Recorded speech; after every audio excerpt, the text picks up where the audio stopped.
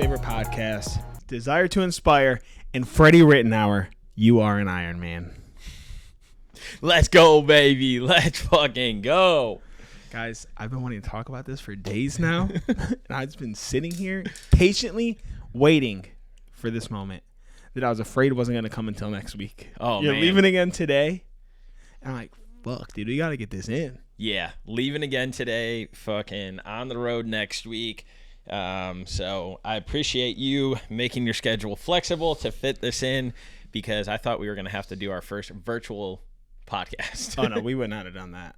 I literally was like, okay, we're almost halfway through the season. If this timed up after episode 20, this would have been perfect. We say we're taking like a mid-season break, because then it pushes us closer to the holiday at the end of the season. I was doing math. I counted out all the way to the end of the year to see where episode 40 lands, and it's kind of early in the year. So I'm like, not a bad move. But we're not doing that. We're here. We're here, baby. And first and foremost, I apologize to all of our loyal watchers, our first-timers, because we have skimped out on one of our favorite fucking sponsors. So I want to talk about it early in the episode. But you guys have heard it here before. Athletic Brewing Co. still one of our favorite sponsors that we have.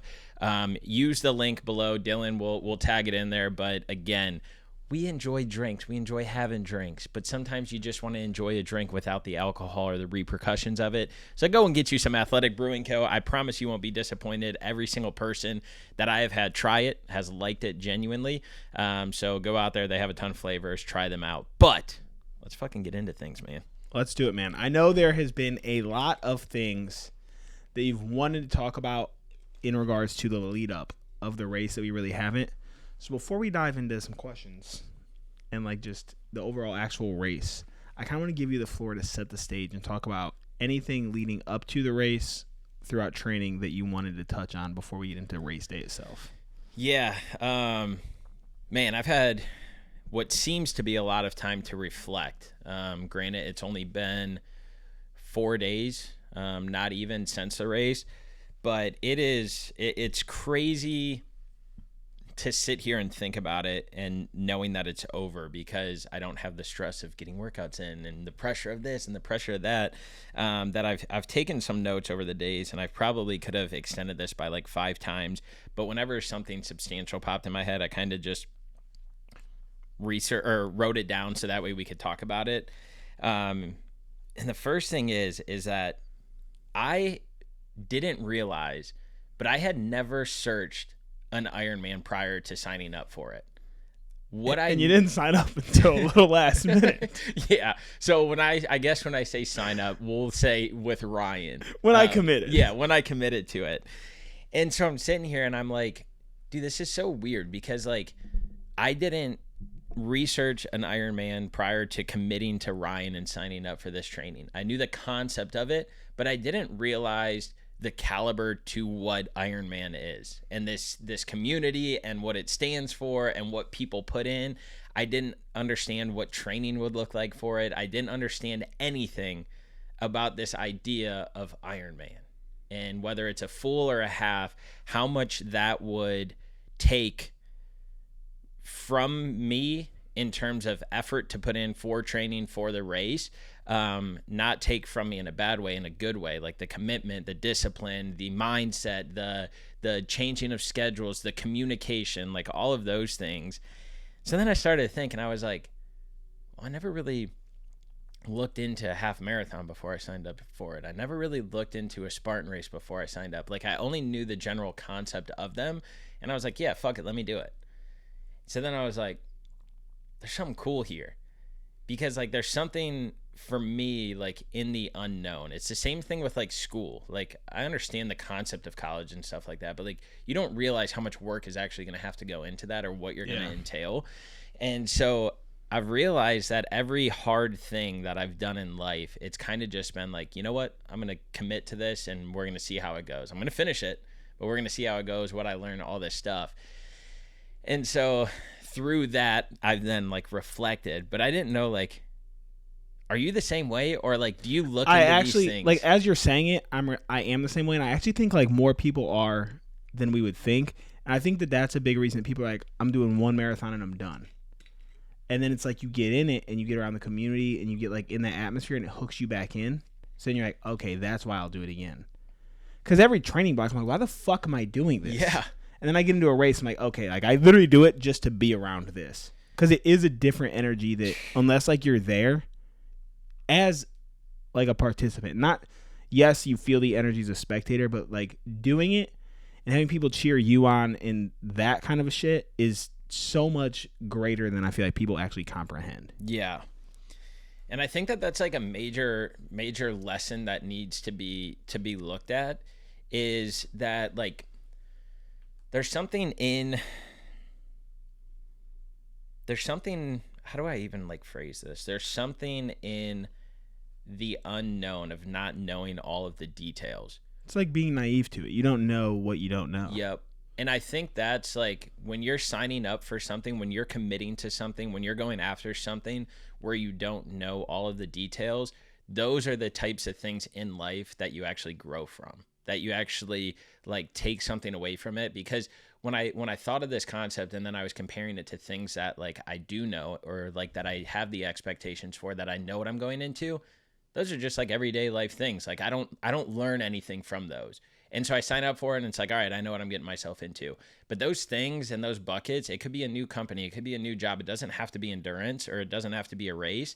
But those things where you don't know all of the details, those are the fucking hidden keys. And when you find those hidden keys, it really does unlock mindset. It unlocks attitude. It unlocks just life as a whole on what you can strive for, to achieve, to accomplish, and go after. It's crazy to me. I think if you were to look into it and do too much research, whatever, you have a higher likelihood of not doing it. Mm-hmm. And not necessarily like you in general, just as people. We have like this paralysis by analysis where we just look so much into something, you're like, it's too hard, I don't want to do it. But if you just say, you want to go swim, bike, and run, you're like, sure, fuck it. Yeah. I'm down. Yo. And then you're like, oh, like, you mean the half marathon is the end of everything else? You mean the hardest thing that I did last physically is at the end of all of this other stuff? Like, that's so cool as well. And to think that, like, my time was comparable to what my half marathon was when I ran it is just mind-blowing. Did you beat it? I think I did. I thought you did, too. It broke it down in, like, your time thing, and I was like, I don't remember what his halftime was, but it's either right there or he beat it. I think I beat it by like 2 minutes. Yeah, which is crazy. We'll get into those, but kind of going what you just said. The last point I have around that is you just have to know enough to commit and believe you can achieve it. And I think that's for me like where it comes in of not knowing all the details is it doesn't give me enough time to overthink it, like you're talking about, to talk myself out of it, to say like, oh yeah, well that half, like I didn't even think of how challenging that half marathon was, and then correlating it to an Ironman where that's at the end of the different events. And so if I were to sit here and really think about it and analyze and dive into it, I would have probably talked myself out of it, because I'm like, well, if it was that hard to do 13.1, like there's no way I'm going to be able to do it. And so, yeah, I really just enjoyed coming to the understanding that like, you go after it, whatever it is in life. Like I have never, and this is, maybe I will be cocky with this because I'm never cocky about anything. Like I always try and remain humble and like appreciative. And I do around this topic as well, but anything that I've ever tried to go after or do, I fucking achieve, bro. I never thought I was going to graduate college. I fucking graduated college. I never thought I was going to move away from home and stay away from home. I've done that. I've become successful. I never thought that I would make X amount of money. I've checked that box. I never thought that I would be able to buy a car that I had. I fucking checked that off. I never thought I'd be able to do a Spartan race, an Ironman, a half marathon. I've checked those boxes. Like, I never thought I would be able to overcome things. I've overcome them. And it's like, holy shit, like, there really isn't much that I haven't achieved that I've like put my mind to or went after. And that's just because like I don't fucking quit. That's what I was going to say, because even the things you haven't achieved yet are still in progress. It's not like they're just sitting there like, okay, that's a failure. Like, because even if you fail along the way, you're still working toward that same goal. Yeah. And what's important to remember is that there has been times throughout this journey that it fucking sucked, that I wanted to quit, that I couldn't see past this hard time that was going on right now.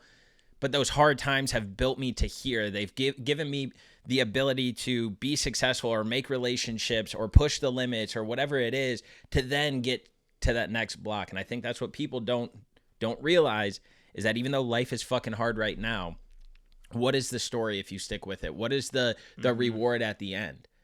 Dude, it was so powerful, and I guess we'll talk about this now because it fits here, of understanding that it might not make sense right now on why you're going through X, Y, and Z, why something happened to you, why you get a promotion and then there's not something else attached to it. Like, why is this? Like, it fucking drives me crazy. Fuck this, fuck that. But if you can see through it and realize that there's a story at the end of this, we don't know what it is yet, keep fighting, keep pushing through, because God's got a plan. It's going to work out how it's supposed to. And so, dude, I show up in fucking Chattanooga, literally get out of the car. This is my first question. Look at my phone. The first thing I see on my phone is a notification from Chattanooga Ironman. So I'm like, oh, hell yeah, let me read it. Open it up. The swim's fucking canceled. The Department of Water and Reserves of Dam Control and blah, blah, blah, and the Ironman Association have determined it is unsafe conditions to swim and the swim is canceled. So now you can see past, but what was your initial thought? I was like, what the fuck? Fuck this. I literally looked at like our group that I was with and I was like, I want to get emotional right now. I was wondering, like, because Justin had texted me before you did and told me about it, because we were already talking, and I was like, oh, fuck. And, like, I didn't want to reach out. I'm like, I'm just going to let him do what he has to do. Like, we'll talk about it, I'm sure. But, like, I was telling me, I'm like, I'm sure he feels cheated. Like, he's put in all this work. Swimming has been, like, the toughest thing. Like, he's finally feeling unlocks with it, and now he doesn't get to do it. Yeah. And, like, literally I was like, what the fuck? And so, like, my mindset went to, what does this race mean now? What is all this effort and work that I've put in? What is all of the heartache? Because I got to share this when we were at Ryan's. But, like, the swim was more than just difficult for me, bro. Like, I have a fear of water. So this wasn't just something like, oh, I'm not good at it. Like, I fear the power of water and what it can do. And so, you know me, when we're out on a boat, I'm either the last one in the water or I'm the least one in the water. Like, I'm usually out of the water more, at a pool, at a body of water, like whatever it is. It makes me uncomfortable. It scares me because I never knew this, and it's surprising how much you want to go on boats if this is the case. Yeah, and so I love being on the water, but being like in the water just terrifies me. And so, like, on boats and stuff, I don't think about it because the vibes are high. But, like, I could sit here and probably give myself a panic attack because of the power of water and what it can do. And so, for me, that swim was going to, like, unlock a new thing. It was going to teach me a new thing. It was going to get me over a fear. It was going to get me comfortable with the water. That was going to be, like, one of the biggest unlocks in my head of a learning thing, overcoming a fear, the biggest challenge. And so when I was, like, sitting there thinking about it, I was like, what the fuck? Like, am I even going to take anything away from this race now? Am I even going to, like, enjoy this? Like, the swim was one of the things that I was least looking forward to, but most looking forward to, because I was going to get over something. And so I literally, like, was fighting back tears, and I looked at everyone and I was like, I want to get emotional right now. Because, yeah, there was a sense of just like, well, what the fuck's the point now? Right. And then I started doing the math, and I was like, you know how much fucking money I've spent to train swimming? Lifetime memberships, wetsuits, fucking all of the gear for swimming. Just so everybody knows, the swimming portion of it was like $2,100 that it cost me. And that's just insane. A rough estimate. And so Dalton's like, don't even fucking look at that. Don't even add that right now. But here's where the powerful part comes. So we get to Ryan's and we have a conversation over this. And I love that we haven't discussed what we're going to talk about, and you're just working your way down my list, because the next thing is about these team dinners and when you're with the team. There we go. I'm just, like, checking off my own questions without asking them. And so we go to Ryan's first day. Vibes are high, though, still. Like, got to be at the Ironman Village, got to see it, got to feel the enthusiasm. So it was really cool. Did packet pickup. So we're there. And then we go from there directly to Ryan's for the team dinner. Did they like roll out like a red carpet for you since you paid for like this extra package? Cart you around Ironman Village? I did have a special tent and a special line that I could go through. But put in there in your notes while I'm talking about my bib number, and I'll remember to talk about that later. So after we get the packet pickups and we go do everything, we go to Ryan's house for this team dinner, and we have really good dialogue, really good conversations. Everybody's kind of sitting in like stadium seating that he put on the patio of his Airbnb. But this is where it brings the points together of pushing through the unknown, pushing through the why is this happening to me, pushing through the long days grind because of the story that is leading, whatever that looks like at the end of it. And so as we're talking, Ryan's standing up there, and he starts off about when he competed in Chattanooga in September for the full Ironman. Same thing happened. He touches down, flight lands, first thing on his phone, swim canceled. And for him, he was like, maybe they should stop doing races in Chattanooga. Right?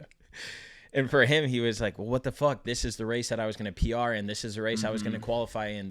He's like, I've always made fun of people that couldn't do the swim because it's not a complete race, blah, blah, blah. And his coach at the time was like, you can't have that mindset. He's like, you still have to go out there and execute. He's like, you still have to go out there and give it your all. He's like, you can still PR on the bike. You can still PR on the run. You can still qualify for Worlds. This race still means something. All the training that you've done is still important because you're going to toe that starting line. You're just learning your first lesson earlier than you thought it was going to be. You thought it was going to be on Sunday when you started at the starting line of the swim.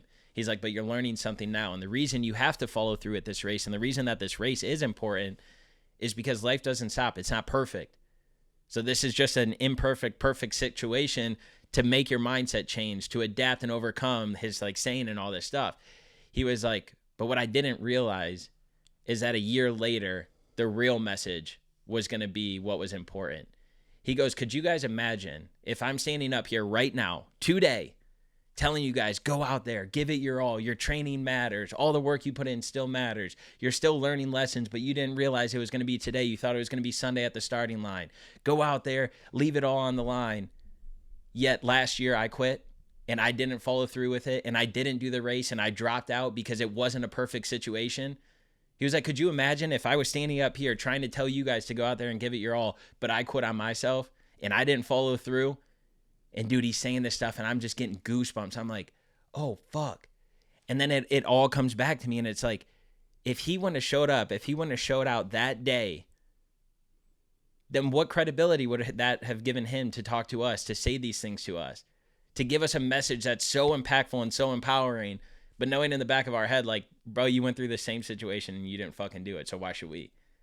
And so Ryan didn't know up until last week that the reason he didn't complete the swim, but the reason he showed up and still qualified for Worlds and still got the PR was to give that speech in front of us that day. As a coach, as a leader, having 21 athletes there. It's a lot of fucking people. That are towing the fucking starting line, that are still going to go out and give it his all. And so it's sponsor time. You guys know the deal. Here at DTI, we want to help people live a healthier, happier lifestyle. We're excited to partner with First Form because their mission is to impact one person's life a day. First Form gives us the capabilities to help you guys reach and achieve the goals you set forth.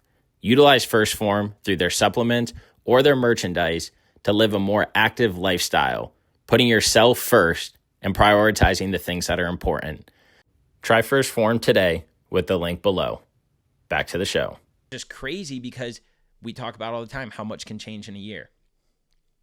Ryan thought, okay, yeah, that Sunday, that's where the lessons are going to stop. That's where he's still learning from that experience today. And because of that experience, he can empower other people. He can talk highly. He can have the confidence. He can say this. He can say that. And so it's just so fucking cool to be a part of something like this. Because again, if I was there solo, if I was there by myself, my mindset would probably still be like, dude, fuck that race. Like, no, it didn't count. I didn't even want to show up. I half-assed it. But instead, now I can be like, bro, I fucking finished in the top third of every category. Finished number 4 on my team out of 21 people. Only 7 first-timers. Everybody else has done them before. Damn. I didn't know this. This is news. Yeah. So we'll get into that. But, like, one other like main message that was being said is, imagine only showing up in life when things are perfect, when they go exactly as planned, when every puzzle piece falls in line. Imagine you'll never show up. Exactly. And so when you look at it from the standpoint of like, life is not perfect. Life throws curveballs all the time. Life gives you opportunities to try and adapt and overcome. Life tries to make obstacles in your way so that way you don't keep going. That's exactly what this is. So if you're only going to show up when life is perfect and when the timing's right and when everything falls in place, then you'll never be able to show up for yourself. You'll never be able to grow. You'll never be able to overcome. You'll never be able to inspire others to leave an impact because you're waiting for that perfect time. You're waiting for that perfect moment. But if you just commit and think like, I'm going to achieve this, I'm going to overcome anything, I'm going to push through, I'm going to conquer any obstacle that comes my way, then you can show up when the conditions aren't right, when something doesn't go as expected, when something isn't. And you see what I'm getting at? It's all tying back to why you have to push through those hard times, those blocks, those imperfect moments, because those are the things that build the fucking story, bro. It's not the perfect race that builds the story to then be able to go and tell. It's not the perfect promotion to the top of a CEO. It's not the perfect relationship to the top. We've all been in fucking relationships that didn't work out, that we adapted and overcame, that we thought was the end of the world. But then you figure out like, no, there's more to me. I can give more. I can be better in this way, in whatever situation, aspect, area of life. And then it's like, okay. And you look back and you're like, damn, I can't believe that I was like bitching about that or I was complaining about it. And so for me, the one thing that I hate is I always have to live with now people being like, oh, well, you got to do another one. You didn't complete it. Oh, you got to do a fucking another one. You didn't complete it. But in my head, listen to that though. In my head, I'm like, it's only going to come from people who've never done them. Yeah. And so the way I think of it is like, maybe this is my story for an Ironman for some unknown reason. Because guess what? I still fucking showed up and showed out. Unknown for now, yeah. Am I going to do another one? I have no fucking idea, bro. I haven't given it 2 thoughts. If I don't, I still got this, and I still have the stories that I'm fucking taking away from it, that I'm learning from it. And maybe there's a reason why I wasn't supposed to get in that water with the other 3,000 athletes that day. But guess what? If I do another one, maybe it won't be as impactful as this one. Maybe I won't have the stories that come from it. Swim could still get canceled again. Swim could get canceled again. Don't do Chattanooga. And so it's just, there's something in these things, man, that is just almost undescribable how impactful they are in your life. Every marathon that you've done, you've taken away a different meaning. The Spartan races, even though it wasn't your alley or groove, like you saw stuff, you took things away that made you a better person. Work, relationships, like all these things, you take something away.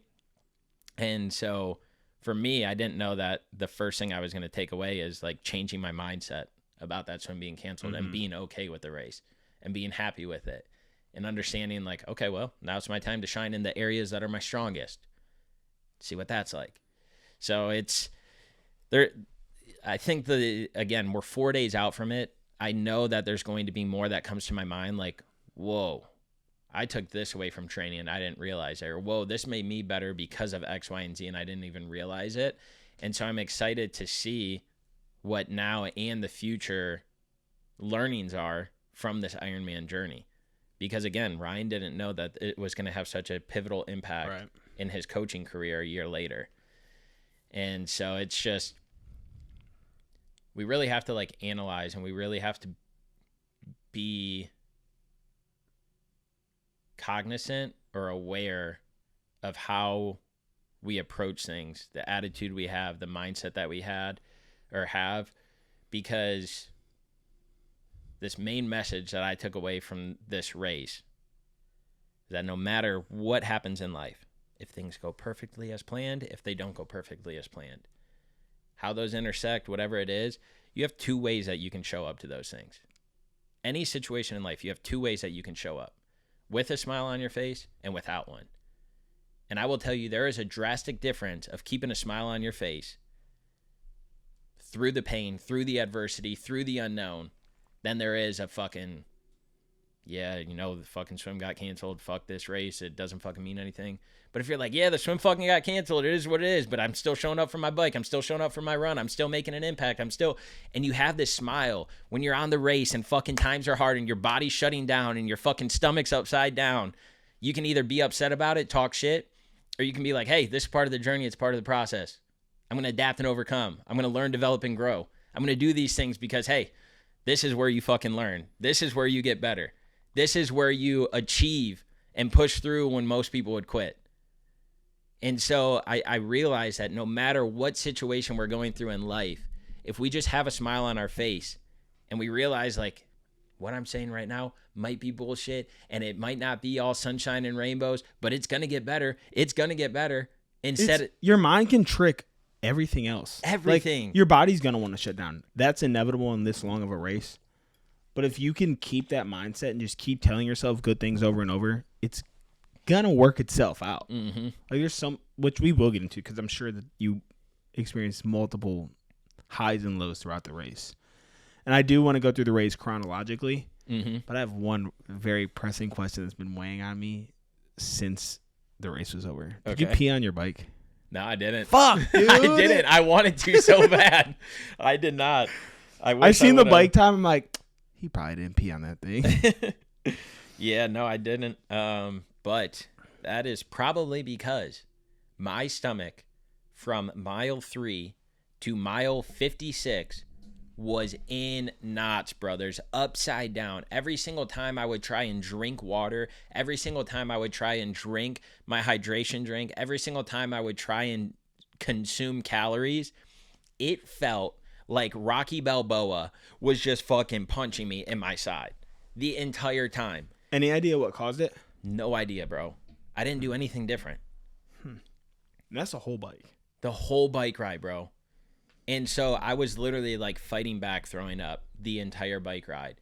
Every single time. Like, I wish there was a camera on me, bro, because like I was electric on that bike. My attitude, my mindset, the way I was talking, like everything was just fucking magical. There would be some points where I would be fucking singing country. There'd be other times I'd be fucking rapping. There'd be other times where I'm giving with no music. Yeah, with no music. There'd be times I'm giving motivational speeches. There'd be times where I'm like, "You got this, bro. Just fucking push through it. Your stomach's gonna turn around." And I'm out here fucking talking, having a good time, vibing on the bike, because that's how you got to show up. If I was sitting there like, oh my God, my stomach, then I would probably like lose focus on the road. Maybe I would have hit a pothole that would have blown a tire out. Maybe my chain would have popped off. Like, you don't know where things would go if you're just going to be negative the whole time. Because again, you're being negative, you're focusing on the bad. So something bad's probably going to happen. Mm-hmm. But like, bro, I was having such a good time. I'm out there. I'm like, lonely road, take me home. Singing MGK and Jelly Roll. But it was wild. Like, I got down probably 600 of the 1,200 calories that I wanted to on the bike. Oh, shit. Yeah. Did you feel that when you got to the run? That you were depleted? So, get off the bike, run to the transition. I wanted the transition to be 5 minutes or under. It was like 6 minutes, 11 seconds. But that's because I was like, I need my stomach to calm down. I need to like, so I just took my time. I didn't put any pressure on it. I didn't rush it. I went and took a piss because I had to pee real bad. But I didn't notice it on the bike because my stomach hurt so bad. I wish you would have noticed it. And so, yeah, so I'm in the transition point, and I was like, all right, like people said, like switch it up from like liquids. If your stomach feels that way, grab pretzels, chips on the bike ride or on the run, get like Coca-Cola in you. And so I had a Rice Krispie treats. I was like, well, let me try and eat that. I've been enjoying those during my carb loading phase. So again, still got a smile on my face. My stomach kind of like died, like it went away. So I was like, all right, cool. So that would have been a lot harder, I feel like, on the run if it stayed that way. Yeah. So I don't know if it was the excitement or the hype or because my mind was like in so many other places transitioning that I grabbed my stuff, got everything situated, and I ran out the little area that you have to like loop around on to get into the actual course. And so where the exit was for the run, my mom and Ed and Tone and Justin, Lo, they were all, and sister, they were all like along that. And so I come out of the chute, I see them, I'm smiling, I'm eating my Rice Krispie treat, and then I go this way and I just hear Freddie and I see Ryan and Jordan. and give both of them like high fives. Like I see them as I pass, I go back, give them both high fives, and I take off, and my body's feeling fucking good. I'm like, all right, let's go. So then I come down and I'm running along the river, running, cool. And then you get to this fucking hill, like 0.5 miles uphill? in. Yeah. Like fucking, it felt like this. And I was like, oh my God. So I'm trying to go up it, and the fucking pain comes back in my side. I'm like, oh shit. And so I kept hearing people throughout training say, walk the hills if you have to. Save your energy, walk the hills. It is not a pride thing. It is not you're weak. It is not any of that. Be smart on those hills. They're brutal. So I was like, all right, I'm going to fucking do that. And then I was like, no, let me just jog it. So I start jogging. This quad was like twitching. A cramp was trying to come in. I'm like, don't fucking do this. Don't do this. And it's because I was not dehydrated, 100%. but I wasn't hydrated enough. And so I'm like, oh, fuck. And so I'm walking it. I was like, motherfucker, like, how am I going to complete this run? Like, I was in so much pain, bro. You're in the first half mile. Half mile. 0.7 of a mile. And I was like, how am I going to complete this run? Like, there's no way I'm going to be able to run this way. I was like, I'm going to end up walking this whole entire course. I was like, fuck it. Let's push through it, baby. Get up the hill. So I'm walking. And then B-Mac comes up behind me. He's like, let's go, baby. Let's jog it out to the top with me. He's like, we'll rest at that aid station right up there. Let's get it going. And so I start jogging with him. I'm like, fuck, I'm in so much pain. So I get to the aid station, and he's like, let's keep going. So jog a little bit more. And I was like, go ahead, man. I was like, my leg is fucked right now. Like, there was a cramp wanting to come in this entire section. So he's like, all right. He's like, keep the mindset right. And so I'm fucking chugging along. And then I got some pretzels and some Coca-Cola at the aid station. And I don't know if it was the combination of the 𝐸𝐶, the pretzels, and the Coke, but something fucking happened, and your boy went through a time zone and just fucking took off. And next thing you know, Blaine comes up from behind me, and he's probably doing 8:30-minute miles. And I was like, all right, bet. So I locked in on him. And I was like, I'm going to use him to get this like initial motivation back. Just stayed right like behind him, just kept him in sight. Yep. Yeah. And we were like kind of like right here. I would fall back a little, catch back up, fall back a little, catch back up. Next thing you know, we catch B-Mac again. And I'm like, all right, kid, you're feeling better. Let's go. So then we're all three running together. And then we get onto this trail, and in my head, I'm like, Saturday run with the boys. Let's go, baby. Stick with the boys. Settle in. So I'm like, all right, so I'm feeling good. And then next thing you know, B-Mac falls back, and now it's me and Blaine again. And for the rest of the race, it was me and fucking Blaine. And the more I got into it, bro, the better my legs were feeling, the better my chest was feeling, the better my gut was feeling. It's crazy how that shit works. And dude. I just kept fucking shaving time and time off. I think by the end of it, I finished at like 7:26-minute miles. I was just fucking cooking towards the end. And Blaine's like, how are you making this look so easy? I was like, because I got you motivating me, bro. Like, thanks for pushing me. Let's keep going, baby. That was at mile like 6. And he's like, man, you're making it look easy. And I was like, we got this, bro. And again, I just kept feeling better and better and better. And so the last like 2 miles, 2.5, I kind of just like cut everything off. And I was like, let me fucking finish strong. And I just fucking took off, bro. And I'm like, let's go. Let's fucking go. And then you come down and you go over the famous tribal bridge, the Chattanooga bridge that everybody fucking knows from this race. And it looks so magical and elegant and peaceful in pictures. This was one of the biggest bitches of the fucking course, bro. This bridge just had this steady incline, and then it would have these like little bumps in it. And those bumps felt like fucking Mount Everest. You would go over them, and I'm like, oh my God. And so you get over to finally the middle of the bridge, and it starts going downhill. And then that's where everybody is, bro, just fucking cheering. And you know that the finish line is almost there. When you go over that bridge the first time, you go right. When you come over it the second time, you go left. You gotta go over it twice? Yeah. It's a 2-loop course. And so I'm coming down the finish line and finish line section, and they found a new spot for the tribal bridge because this bridge was closed down. Only athletes could be on it, no spectators. And so Ryan had his fucking banner hanging from this bridge, and there was a tribal tunnel of it's people actually coming crazy through. they let you hang banners and shit from this bridge. Adapt and overcome. He just did it.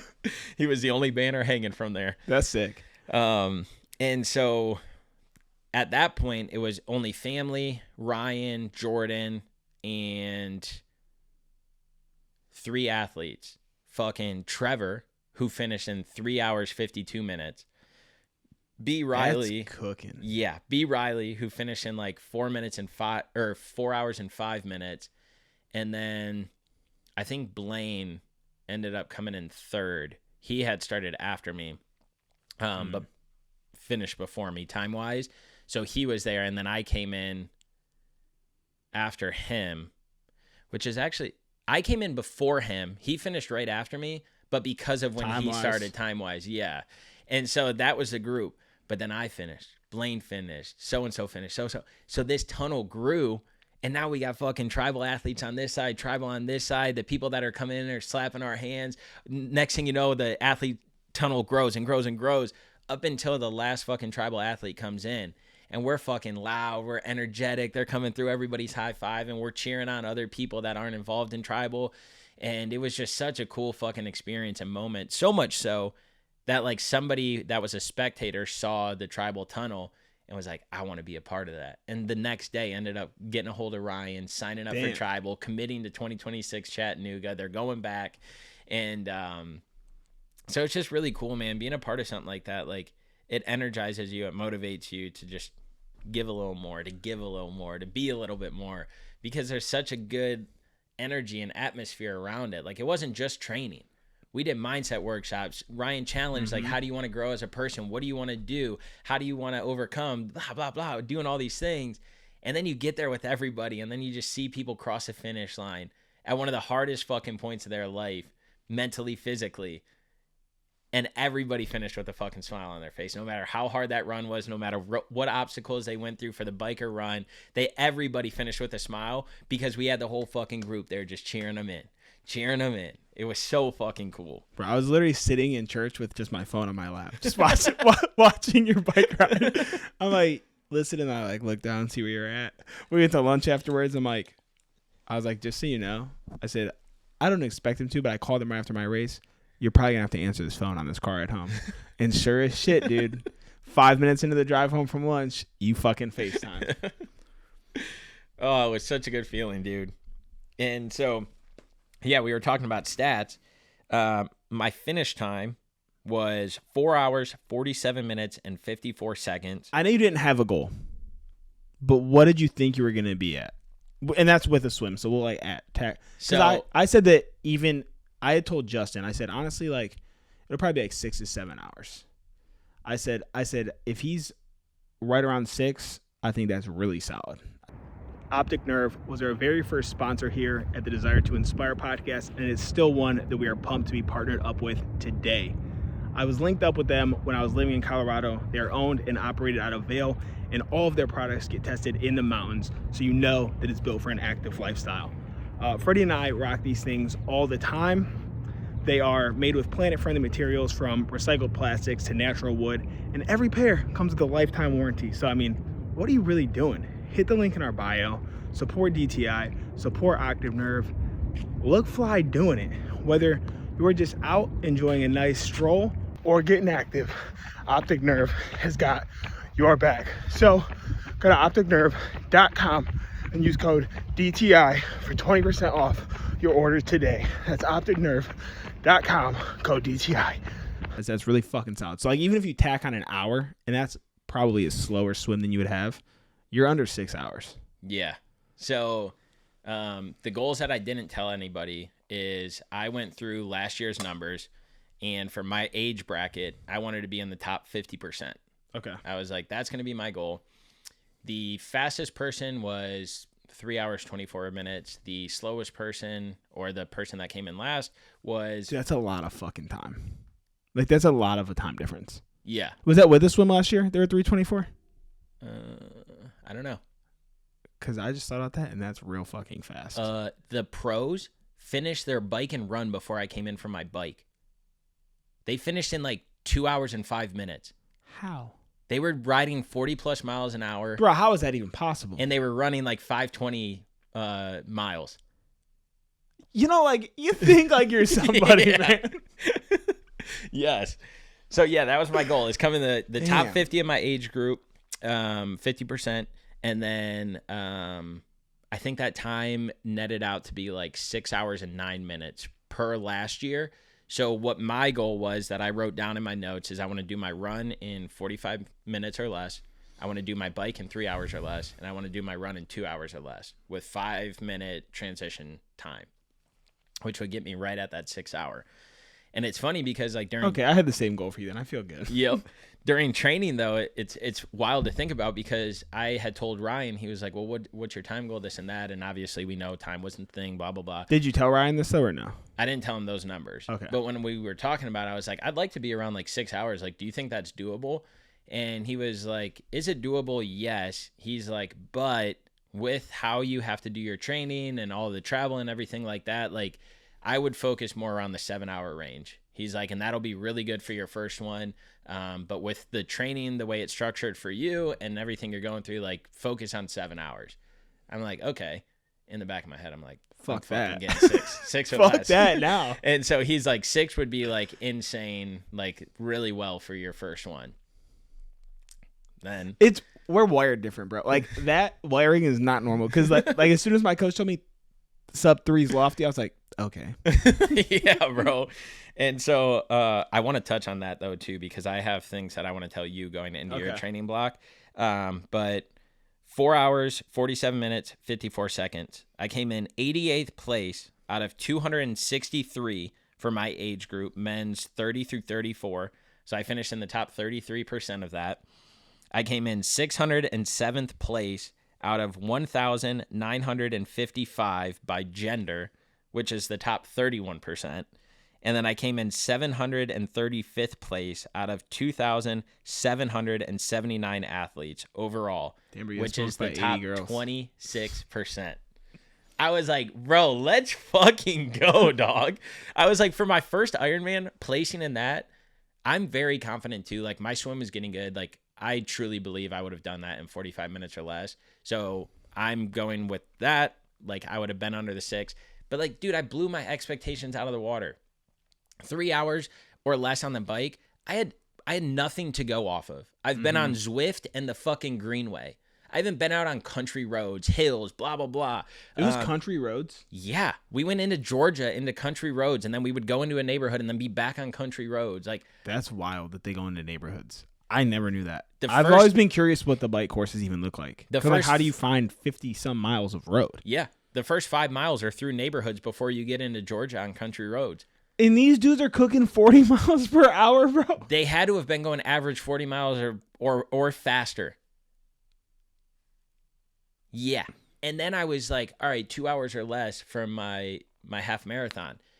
And I didn't even like process like, bro, you got these other events in front of it. Like you got a fucking 1 hour 52 half marathon before. Like your legs are going to be squashed.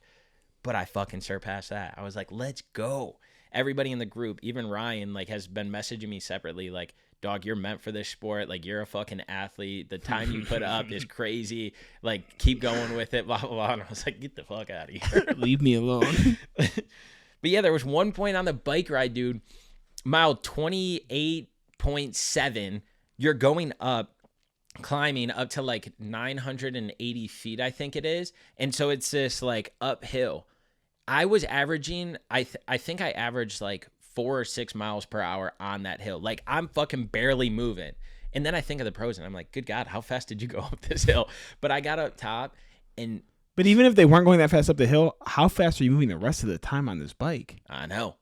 I'll have to go back and check their numbers because it was insane. But then I get to the top of this hill and like that was probably on the bike ride, like one of the points where I was like, oh, fuck. Like, this is extremely hard. But the whole time I kept a positive attitude, bro. Like, I never once was like, I don't want to be here. I don't want to do this. Like, I never had bad thoughts going through my head or let my mindset get that way. It was always positive. And so I get to the top of this hill, and you know how they say, like, a runner's high, and you feel like this feeling? Mm-hmm. Bruh, I got goosebumps right now. I get to the top of this fucking hill, and I'm going down it, and I hit a max speed of like 35.6 miles per hour, which is the fastest I've ever went. That's terrifying to me, bro. It's to be so going scary. that fast on a bike. It's so scary. Like 20, I'm like, okay, 20 makes sense. 36 is crazy. Yeah, it is so fast. And so I'm going down this, And I just have this euphoric feeling, bro. Like, I literally felt like I went through a time warp. My body's got chills. I'm going down it. There's no one around. I'm like, let's fucking go. You fucking got this, kid. Fuck yeah. Yeah, I'm screaming all this stuff, and my body just has chills. And I get to the end, and I'm like, holy shit. Like, it literally felt like I just went through something. It was so cool. You can see your speed on the bike? Yeah, on my bike. Okay, I didn't know if you had one or not. Yeah, so I took my watch off, and then there's a thing that I can put it on there. And so at the time I was going too fast. I couldn't look at it, but I saw where I was mileage wise, the speed going up it. It was the coolest fucking feeling, dude. Like, I will never be able to put it in words, but I truly wish that there was a camera on me the entire time, because we would have had great content to just put in different places or just use for other things. Yeah. But that was probably one of the most runner's high, biker's high experiences during that. And then I would say for the run, for me, it was those last 2.5 miles. My body just felt great, and I was fucking tearing up the course. There was no issues on the bike, no flats, no nothing like that. Damn. Praise God, nice. Baby. I hit one pothole so fucking hard, dude. I'm going and I'm in arrow position, and it's towards the end of it. I got 6 miles left. And I hit this pothole so fucking hard that it made the pads on my arrow things get out of whack because it threw me so much. I go over it. I know the security that was standing right there was laughing his ass off because I was like, oh, fuck. But if I would have popped that tire right there at 6 miles left, I would have been so fucking sad. But yeah, no flats. At least you would have had a pit crew since you paid so much money. That's facts. But yeah, it was cool. What did you want to tell me about your bib? Your bib number. So I have the Nirvana package because I paid an absurd amount to get into this race. And one of the perks of it is you get a low bib number. And so I went through the line, and they just put me in a regular line. And the lady's like, you're with Nirvana? And I was like, yeah. She was like, oh, weird. They sent you over here, and hands me a packet, 811. And I was like, okay, cool. Let's go, baby. That's a good number. I like that. Well, then I look at the Nirvana thing, this little flyer they gave me, and it's premium package. And the first thing is low bib number, better placement or something like that. So I was like, okay. And then I'm at the dinner with everybody, and they're like, yeah, I'm 1,100. I'm 3,000. I'm 700. I'm 900. I'm like, I don't really have a low bib number compared to anybody else. And so the next day I go back to the Nirvana booth. You were 118. I was 165. Oh, I thought you were going to say you had upside down. No. Flip it over. And so I go to Fernanda, and I was like, hey, I see on this that it's supposed to be a low bib number, blah, blah, blah. I got 811. She goes, oh, no, come with me. So she goes over to this booth, and there's these two ladies, and she's like, how's your guys' day going? And she's like, the girls were like, it's going good. How's yours? And she goes, it's not about to be good. Saying that their day's not. She goes, my athlete here is supposed to have a low bib number. His is high, blah, blah, blah. I was like, Jesus Christ. So then they send me over to an area, and they got it switched out. My athlete here. But it was crazy. I started the race. I was obviously in the first 165, but I was probably within the top, or the first 75 that went off. Yeah, Justin was like, dude, he went off so fast. He's like, and then we stayed to wait for everybody else to come through. He's like, so we were there. Dude, he said it was a long day, man. Yeah. He said he finished fast, and then we were just there. Yep. So, no, it was cool, man. A great fucking experience. I know that I'll continue talking about it, but very, very happy with my effort, output, performance. Well, I'm not going to ask you what's next. I'm going to let you have some time. I appreciate it. Enjoy the beach this weekend. And, just soak it in.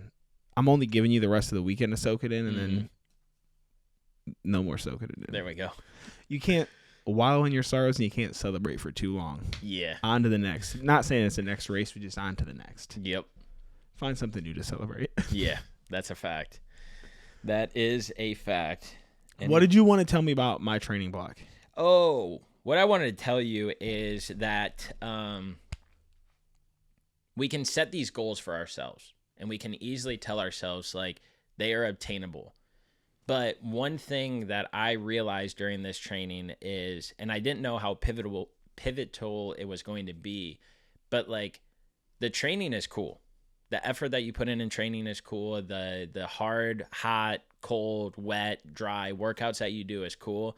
But bro, just we tell our clients, whether they want to gain muscle or lose weight or they want to change their body, the gym is only 10% of that, and everything else outside of it is what makes that impact. And so my challenge to you is knowing the bar you have set for yourself and knowing how bad you want to achieve that and how long you've wanted to achieve it. When you step foot, because you're going to be the next one going through a training block, and you hired a coach for it, you're taking the steps to do it. Come June 9th, be selfish. Make decisions for you that you want to make for you that align with this training block, because you can ace every single workout. You can put in the effort on your feet. You can do all of that. But what separates somebody from hitting those goals and achieving them is what they do outside of that training block, how selfish they can be for themselves. So that way your body hits it, your mind hits it. There was a lot of work that I did on this training block that a lot of people didn't see. And it's the mindset work. It was taking care of my body and doing my compression sleeves. It was making sacrifices that at team dinners or at client meetings or whatever, that I wasn't having the shit food, that I wasn't having the drinks on a Tuesday, that I wasn't staying out late. And I would make the sacrifices like, nope, I got to go to bed at 9.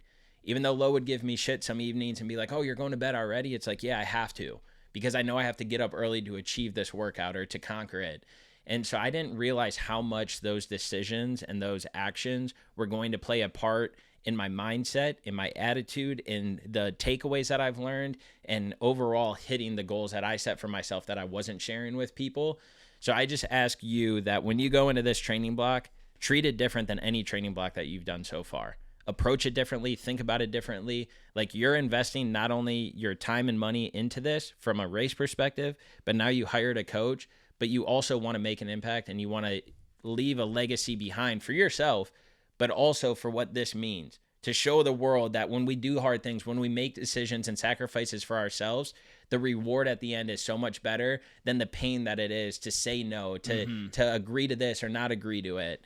And so I'm excited for this training block, and I hope that you approach it differently in whatever aspect. I'm not saying that there's certain things thinking in my head. I'm just saying holistically, I hope that you go into this with a different mindset, because, dude, you're capable of achieving whatever that goal is that you want. But it's making those hard no's, it's making those hard decisions, it's making yourself be the outsider when you want to be an insider, or you want to be a part of this or that. And so I'm excited to watch you go through this. There's a different energy and sense around it. And I don't care what you say, I'll be at that fucking race, because hopefully you're going to be documenting this shit. You're going to be telling your story. You're going to be leaving that impact. If you're actually committing to coming, I'll talk to Phil, because we're supposed to be getting a big house. Okay. I'm coming to it. Okay. And if you tell me you don't got to come, I'm going to fucking punch you in the face. But you can come.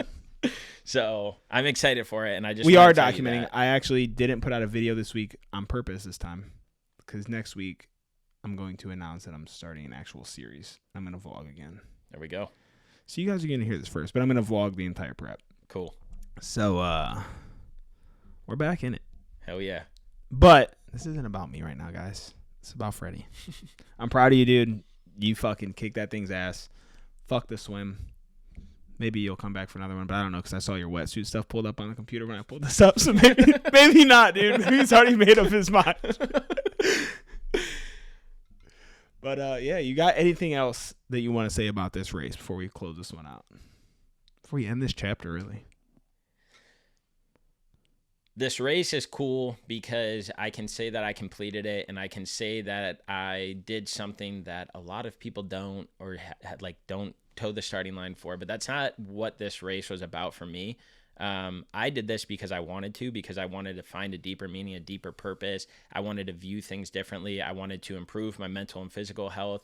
But the main thing that I want people to take away from this is that don't look at this as me saying you have to sign up for an Ironman. Look at this as me telling you, you have to lace up your shoes and go and get some steps outside, that you have to get a better night and morning routine, that you have to clean your house a little bit more, that you have to eat a little bit healthier, that you can make sacrifices and not drink and have an athletic Brewing Co. or water instead, that going outside and getting fresh air and sunlight is just as important as it would be lacing up those shoes. Like, there's so many little things that you can go out there and you can do, that this and me talking about completing an Ironman is not to discourage you in the sense of, oh, I can't do that. I'm not going to train for that. Me doing this Ironman is hoping that it will inspire you. It will motivate you to just put your shoes on and go out there and walk. Go out there and get more steps. Bring somebody that you love with you. Take your animal with you. Whatever that looks like, just treat yourself a little bit better every single day and watch the impact it has, because that stuff will compound on each other, where those little things will grow to bigger things, and you'll look back and be extremely thankful that you started today instead of waiting until it was too late. So go out there, have the desire to inspire. That's all the rest I have to say right now about this Ironman journey. But be your own Ironman and do the own things that are challenges for you and that are hard, and make those hard decisions, because those hard decisions are where you learn, develop, and grow. So much love. That's all I have. Kiss your mama for me. It's on. Peace.